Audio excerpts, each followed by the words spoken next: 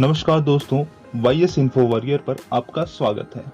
Channel को subscribe करें, bell icon को प्रेस करना ना भूलें। शुरुआत करते हैं अपने टॉपिक बायकॉट चाइना से।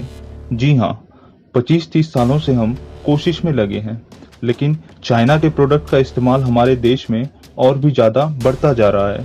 हमें ज़रूरत है सच्चाई को समझने की। दुनिया की दूसरी सबसे ज़्यादा जनसंख्या वाला देश भारत, जिसके 60% से ज्यादा जनसंख्या नौजवान है। आखिर चीन हमसे आगे कैसे निकल गया, इस सच्चाई से आपको रूबरू कराते हैं।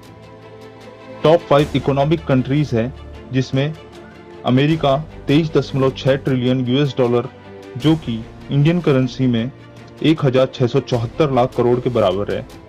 दूसरे स्थान पर चाइना 13.37 ट्रिलियन $, जो कि 1003 लाख करोड़ के बराबर है।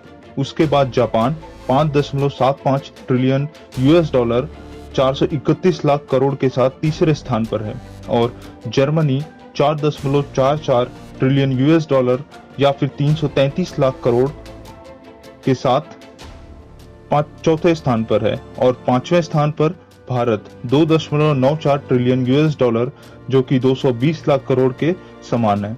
इस जानकारी के मुताबिक चीन की अर्थव्यवस्था भारत से लगभग 5 गुना ज्यादा है। हमारे इस खास रिपोर्ट के जरिए कोई भी अपनी राय रखने से पहले प्लीज वीडियो को अंत तक देखें। इस वीडियो का उद्देश्य अपने देश की बुराई या फिर चीन की बढ़ाई करना नहीं है। यह एक विचारधारा है। वीडियो को अंत तक देखें और अपनी राय नीचे कमेंट बॉक्स में बताएं। भारत और चीन दोनों देशों की आजादी में ज्यादा फर्क नहीं था। हमारे देश को चीन से लगभग 2 साल पहले आजादी मिल गई थी, लेकिन वर्तमान में चीन भारत से बहुत ज्यादा तरक्की कर चुका है। आजादी के बाद कुछ वर्षों तक भारत अन्य देशों से बेहतर था। वर्ष 1960 के बाद व्यवस्थित भ्रष्टाचार और लूट के कारण भारत की बाकी देशों के से पिछड़ता चला गया। आज चीन ट्रांसपोर्ट से लेकर इकोनॉमी तक, तकनीक से लेकर हथियारों तक, हम चीन से कई मामलों में पीछे हैं। चीन रिसर्च एंड डेवलपमेंट पर अपने GDP का 2.5% खर्च करता है, वहीं भारत सिर्फ 0.8% खर्च कर पाता है। भारत के पिछड़ने का कारण हमारी एजुकेशन सिस्टम है। अंग्रेजों ने हमारे एजुकेशन सिस्टम में इनोवेशन की अहमियत ही नहीं दी। इसका कारण यह हुआ कि हमारी इंडस्ट्री और टेक्नोलॉजी हमारी ज़रूरतों को पूरा नहीं कर सकी। कुछ नुकसान हमारे देश को भ्रष्ट नेताओं की राजनीति से भी हुआ। अब सिर्फ बायकॉट चाइना के दिखावटी आंदोलन से हम चीन को नहीं हरा सकते।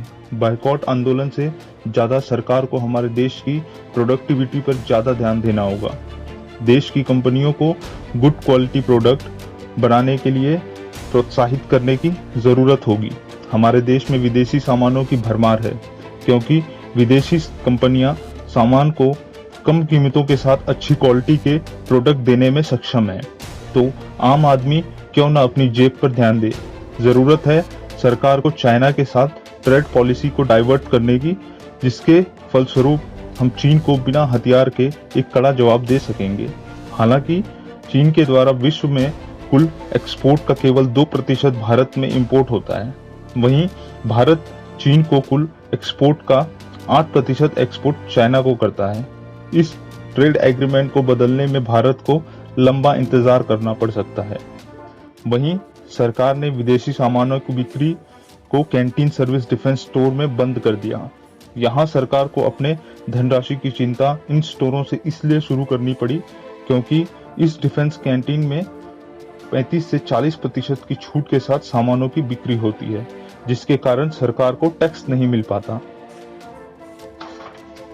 सरकार को चाहिए कि डी-मार्ट जैसे और भी अन्य ग्रोसरी मॉल्स में भी विदेशी सामानों पर रोक लगाए और ब्रॉडकास्ट एवं टेलीकॉम मिनिस्ट्री के द्वारा सभी नेशनल टीवी चैनल्स पर विदेशी सामानों के प्रचार को कम करने को कहा जाए। ये थे हमारे विचार बायकॉट चाइना को लेकर। आप लोग अपनी सोच कमेंट बॉक्स में जरूर लिखें। जय हिंद, जय भारत।